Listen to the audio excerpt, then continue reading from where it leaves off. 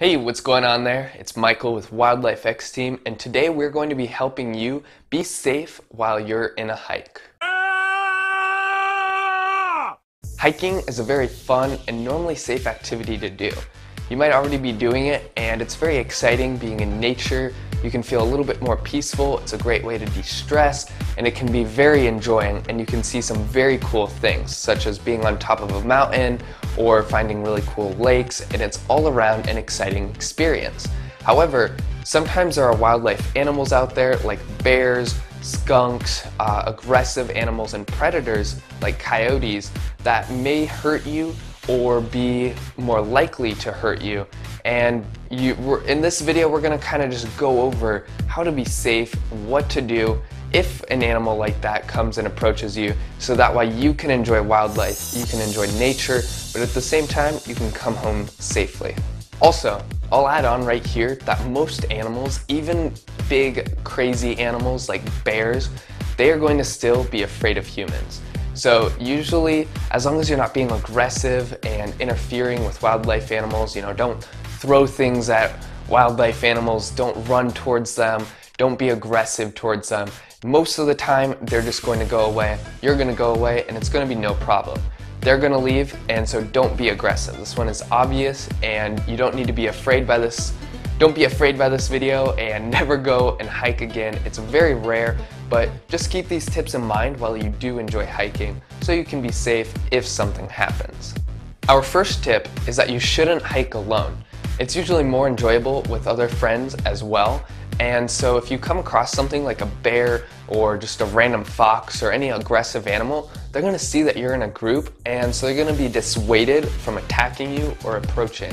It's just going to be safer, and if you fall, if you sprain your ankle, if you roll your ankle because it's very bumpy terrain, you're going to have people that can help you get back.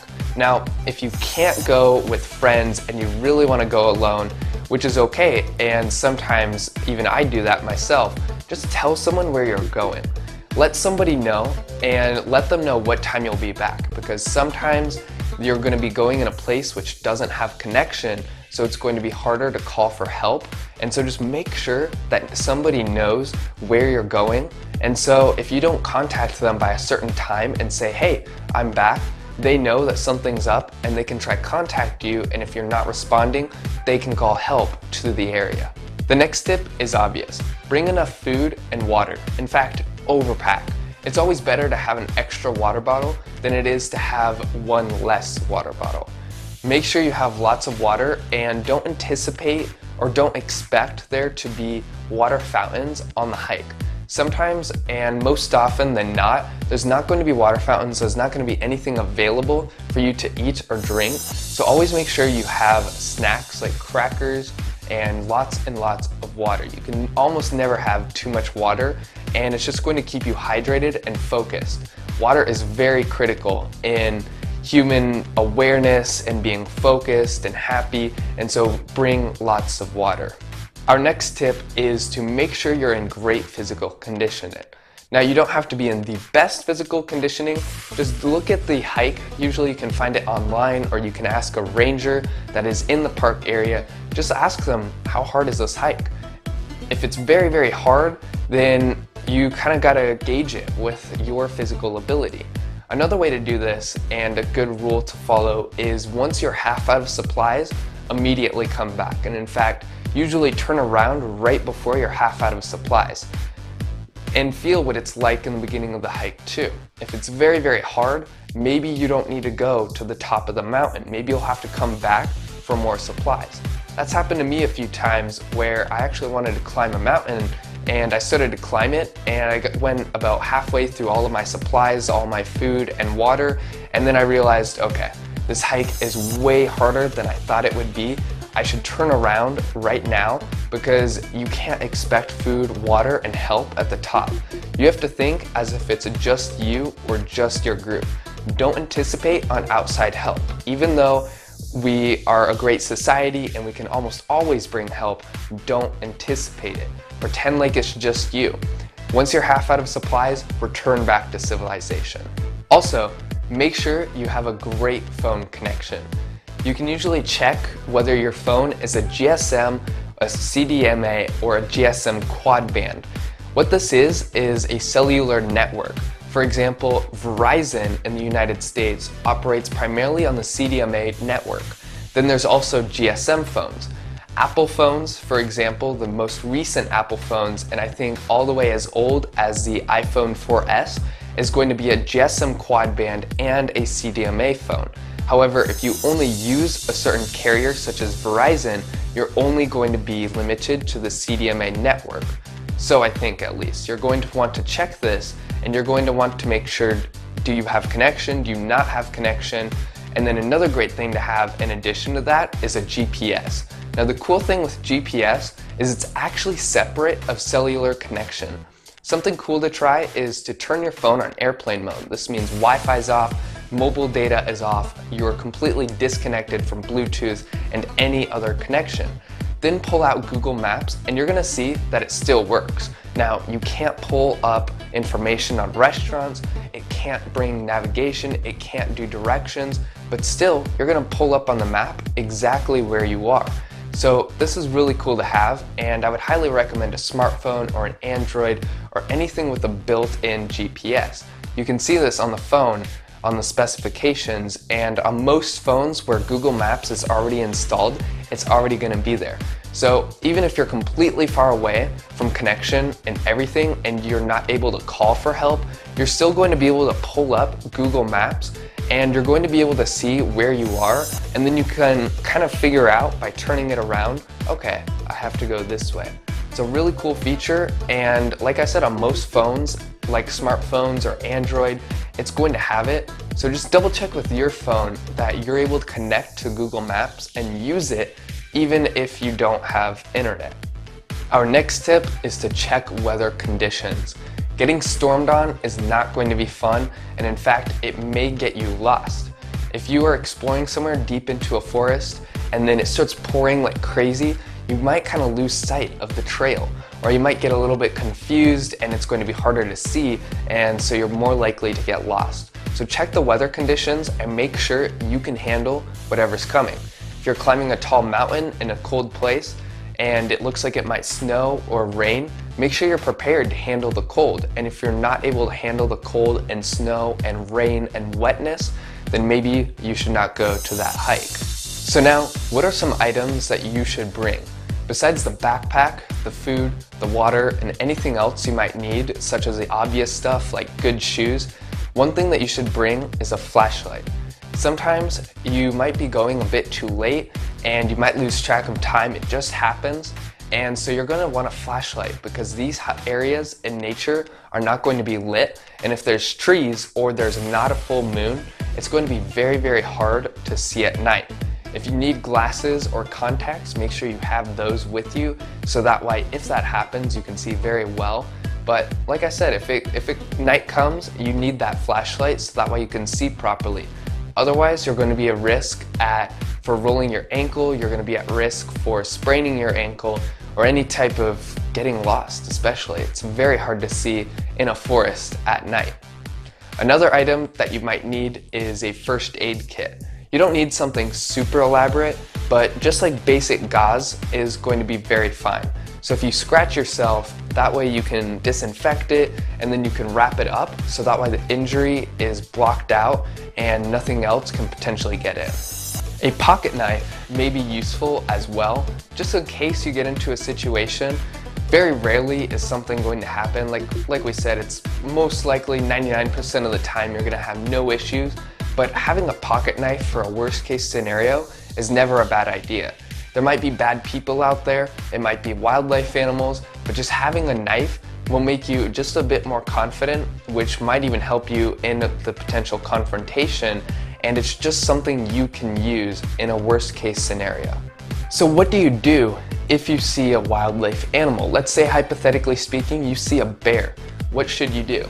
You need to stand and you just need to take a deep breath. Remain calm, don't scream, don't run. Those things are more likely to trigger an attack. Don't make eye contact too with the animal, such as a bear, because it might be seen as an aggressive sign, like you are ready to fight them. If you've ever seen two people being very aggressive or you've ever been in kind of like a fight-like situation, you're going to notice that eye contact is very, very intense. People are only looking directly at that one person, and it's a sign of aggression. So if you see a bear or any wildlife animal, don't look at it directly in the eyes. That might scare it, it'll get it aggressive, but look in its general direction. So maybe look at its body, maybe look kind of around it, but just be looking in the general direction and slowly walk away while facing the creature. So I would kind of back up like this, but I would still be keeping an eye, not eye contact, but I would be keeping an eye in this general direction as I backed up. And then once you're far enough away, you can start to move a little bit faster. Again though, don't run, don't scream. That's more likely to trigger an attack. I will add again real quick too before we continue, it's very rare that you're even going to see a dangerous wildlife animal such as a bear or a coyote or wherever you are. It's rare. And then even if you see this wildlife animal, it's even more rare that you're going to get into a confrontation. For example, if you see a bear and you just apply those principles, you just look in its general direction and slowly move away, then probably nothing is going to happen. It's very rare for something to happen on top of that. So don't be scared, don't be afraid, don't not hike. Just know these principles and know that it's very rare for any of this to actually happen. The final thing you need to know about wildlife attacks is that there are two types of attacks. The first one is defensive attacks. The second is predatory attacks. Now the first one is simply defensive attacks.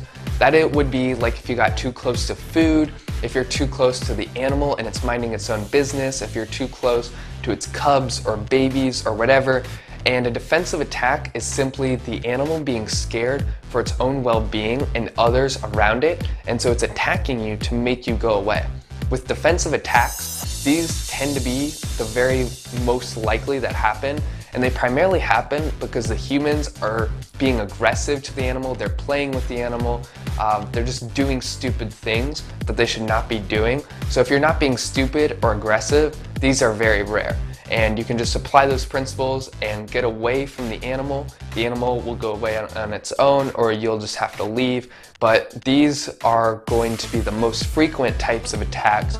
And again, they're caused primarily by aggression, by scaring the animal. The second type of attack is a predatory attack. That happens when the wildlife animal is just plain hungry and it's looking for something to eat, and it found you and it sees you as good food. If you're with little kids tend to be more so the target of this because they're seen as smaller and weaker, and therefore an easier kill and something quicker to eat. If in the case of a predatory attack where it looks like the animal is being aggressive and it's kind of following you, you want to look as big as possible. Keep your backpack on, keep whatever, and you just want to get up and you just want to look big and you want to be confident and you want to apply those same principles of slowly moving away, but be ready to fight. Be confident in yourself and look it in the eye, look at it in its general area. If it starts to get closer to you, slowly back off and make no sudden movements. Otherwise it's going to be ready to do something. And again, in both defensive and predatory attacks, running away and screaming is going to trigger it. It's going to be a sign that it can move on you, but if you just stay calm, powerful and big, and this is why you should go in groups as well, because if you're in a group, you're just going to have that much more power. With that, you're just going to want to look them in the eye and keep in mind that most wildlife animals are going to be faster than humans. Okay, even bears are going to be faster than most humans. Even those big giant creatures are going to be faster than humans. And so running is almost always not going to be an option. You're going to have to fight, or if you kind of know the general area, maybe you could get away. You're gonna have to make a decision right there and then, but we highly recommend that you look as big as possible. You try apply the aforementioned concepts of being calm, looking in its general area, and if it doesn't go away or it starts getting closer to you, you're going to have to make a decision. Your decision is whether you should fight or try to move away a little bit quicker. One way or another, you should be prepared for either situation. As this starts to happen, or when you've noticed a wildlife animal that might be a little bit more aggressive, be alert. take a few deep breaths and survey the area. Which way did you come from? Which way does the trail go to? Are there people nearby? Are there people behind you? Were there people in front of you? Where could you go to? Especially if you're alone, but even if you're with a group or a friend, you're just gonna wanna take a deep breath, remain calm, and you need to think, where can I go? What can I do? Am I able to fight? What do you have on you? So you're just going to have to make a decision, and we would highly recommend doing more research on this and specific animals. For example, if you know you're going into an area with a lot of bears, do research on bears. We can make a whole video on each animal type. For example, a bear, a fox, a skunk, so on and so forth, because there's so much about each creature.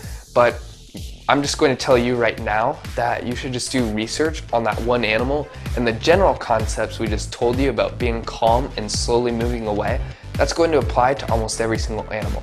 So again, check your area, just be alert, make sure you have those items we mentioned, and you did all those things. We're gonna have that guide in the description. It's going to be a link to a blog post, so you can go over all of that again, and you can make sure you're fully prepared for your hike, so that way you can have as much fun as possible while also being very safe. We hope you guys enjoyed the video. Leave a comment down below if you have any questions, and we will answer it. Hit like if you enjoyed the video, and we will see you all in the next video.